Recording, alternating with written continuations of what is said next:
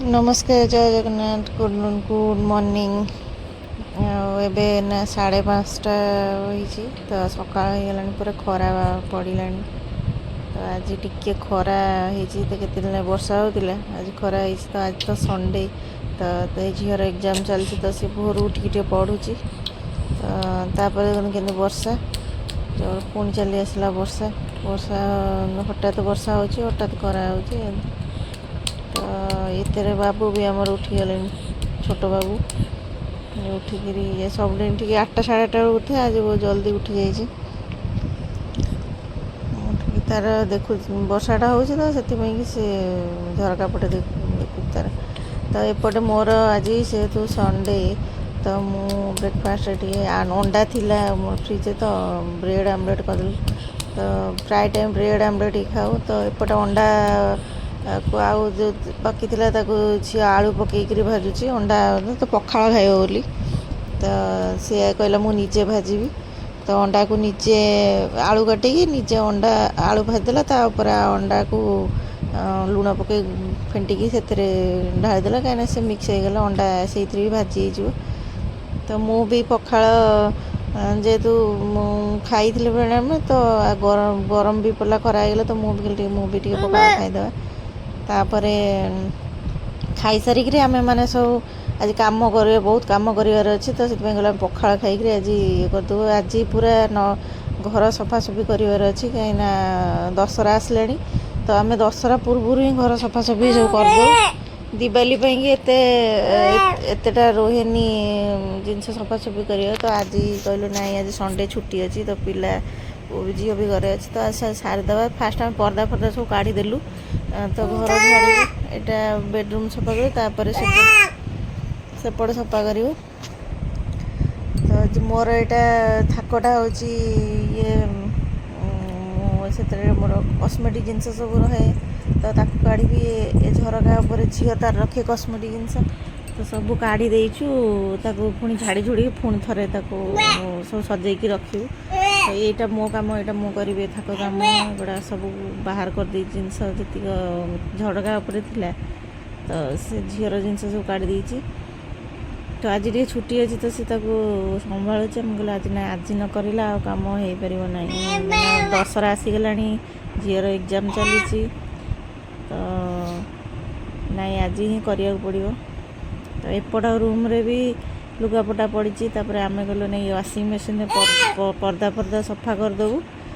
खरा होती तो सुखी जाऊ तापर तार भर आम घर सफा करदे सफा सारे पर्दा भी सुखी जाइए सब स्क्रीन गुड़ा तो आम सब लगे देबू एकाथरे तापर रूम सब सफा कर सारी आज किचेन गोटे दिन आज सब जल्दी किचेन भी सफा भी कर मत भी आड़े रोषे करार अच्छी तो आज किचेन जिनस गुड़ा भी बाहर कर सफा कलु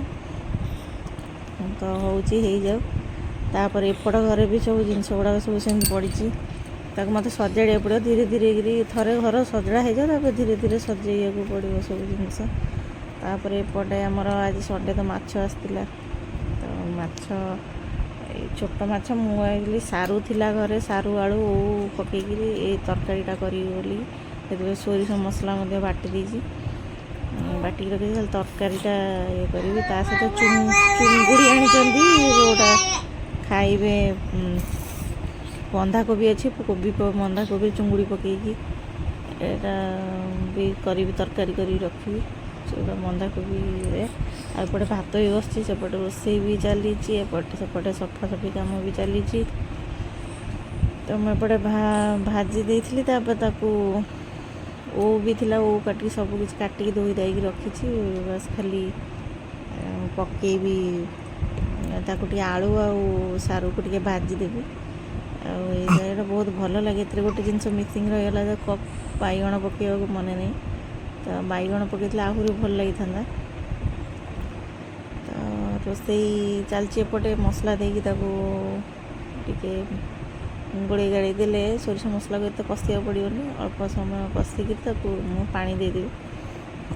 आपर से ओ छेचिकी ओटा टे छेचिया पड़ो तो मुझे छेचिकी ओ को पच से देदेले ओटा भी सीझीबना से तो ଟିକେ ଅଧା ଅଧି ସିଝି ଆସିଲେ ସେଥିରେ ମାଛକୁ ମୁଁ ପକେଇକିରି ତାକୁ ଘୋଡ଼େଇ ଦେଲି, ମାଛଟା ଫୁଟୁଥାଉ ତା ଭିତରେ ବୋଲି ତରକାରୀ ଘୋଡ଼େଇ ଘାଡ଼େଇ ଦେଲି। ତ ଏପଟେ ରୋଷେଇ ଚାଲିଛି, ତ ସେପଟେ କିଛି ଜିନିଷ ସଜଡ଼ା ସଜଡ଼ି ମୁଁ ତାର ଭିତରେ କରୁଛି। ବହୁତ ଜିନିଷ ପୁରା ଖେଳେଇ ହେଇକି ପଡ଼ିଛି, ଅଳିଆ ହେଇକିରି, ତାକୁ ସଜାଡ଼ିବାକୁ ପଡ଼ିବ ସବୁ। ଏଠି ଗୁଡ଼ାକ ସବୁ ସଜାଡ଼ିବାକୁ ପଡ଼ିବ ତାର ଭିତରେ। ନାଇଁ ଖାଇଦେବା ଆଜି। ତାପରେ ଏଠି ପୁଅ ଖେଳୁଛି ତ ଆମେ କହିଲୁ ଚାଲ ଖାଇଦେବା। ପଖାଳ ବି ଆମେ ଗରମ ରୋଷେଇ କରିଛୁ କିନ୍ତୁ ତାକୁ ଧୋଇଦେଲୁ, ଆଉ ଭାତ ତାକୁ ଧୋଇକିରି ପଖାଳ ଇଏ କରିକି ଖାଇଦେଲୁ। ତରକାରୀ ବି ରଖିଛୁ ଯେଉଁଟା ଆମେ ରାତିକି ନହେଲେ ଏଇରେ ଖାଇବୁ। ତା ଭିତରେ ଆମର ମୁଁ ଟିକେ ଚୁଙ୍ଗୁଡ଼ି ଆଣିଥିଲୁ, ଚୁଙ୍ଗୁଡ଼ି ଛେଚିଦେଲୁ, ଆଉ ଟିକେ ପଖାଳ ଇଏ କରିକି ଖାଇଦେଲୁ। ତାପରେ ସନ୍ଧ୍ୟା ହେଇଗଲାଣି, ମୁଁ ଟୋଟାଲ ରୋଷେଇ ଘର ଆଇଁଷ ହେଇଥିଲା ଯାହା ସବୁ କିଚେନ୍ ତ ଗ୍ୟାସ୍ ସବୁ ପୋଛି ପାଛିକି ସଫା କରିଦେଲି। ତାକୁ କ୍ଷୀର ଥିଲା ଗରମ କରୁ ଉତୁରି ବସିଲା କ୍ଷୀର ଗୁଡ଼ାକ ସବୁ। ତାପରେ ପୁଅର ଏପଟେ ଚୁଡ଼ା ଯାଉ ବସିଛି, ସେ ରାତିରେ ଖାଏ ଚୁଡ଼ା ଯାଉ ଆଉ ମାଣ୍ଡିଆ ମିକ୍ସ କରିକି ତାର ଆଜି ବନଉଛି। ତ ତାର ହେଇଗଲେ ତ ଥଣ୍ଡା କରିକି ସେ ରାତିକି ଖାଇବ। ଆଉ ରହିଲା ଇଏ ଏପଟେ ମୁଁ ତାର ଭିତରେ ଅଟା ଚକଟି ଦେଇଛି, ପୁଅ ଶୋଇଛି ବର୍ତ୍ତମାନ, ଅଟା ଚକଟି ଦେଇଛି। ଆଉ ଇଏ ଯେଉଁ ବନ୍ଧାକୋବି ଚୁଙ୍ଗୁଡ଼ି ପଡ଼ିକି ସନ୍ତୁଳା ହେଇଥିଲା ରାତି ପାଇଁକି ଡିନର୍ ପାଇଁ ମୁଁ ରଖିଥିଲି ରୁଟିରେ ଖାଇବା ପାଇଁ। ତ ଯେତେବେଳେ ଅଲମୋଷ୍ଟ କିଚେନ୍ ସବୁ ପୁରା କ୍ଲିଅର୍, ପାଣି ବି ବୋଟଲରେ ଭରିଦେଇଛି। ଆଉ ଅଳ୍ପ ପାଣି ଯେଉଁଟା ଆକ୍ୱାଗାର୍ଡ଼ରୁ ସରିଗଲା ସେଇଟା ପୁଣି ଫିଲ୍ ହେବା ପାଇଁ ହେଲା, ସେ ବୋଟଲ ଗୁଡ଼ା ଫୁଲ୍ କରିଦେବି। ତ ବହୁତ ଜିନିଷ ସଫା ବି ଆଜି ହେଇଛି। ଏତିକ ଜିନିଷ ମୋତେ ଭାଙ୍ଗିକିରି ବର୍ତ୍ତମାନ ସଫା ଫୋଲ୍ଡ କରି ରଖିବାକୁ ପଡ଼ିବ ସବୁ। ତାପରେ ଏ ଘରେ ବି ବହୁତ ଗଦା ହେଇଛି ଜିନିଷ ଗୁଡ଼ାକ, ଲୁଗାପଟା ସଫା କରିବାକୁ ପଡ଼ିବ। ଆଉ ଘର କିଛି ସଜାଡ଼ିବାକୁ ବି ପଡ଼ିବ ମୋତେ। ଖେଳି ହେଇ ପଡ଼ିଛି, ଆଉ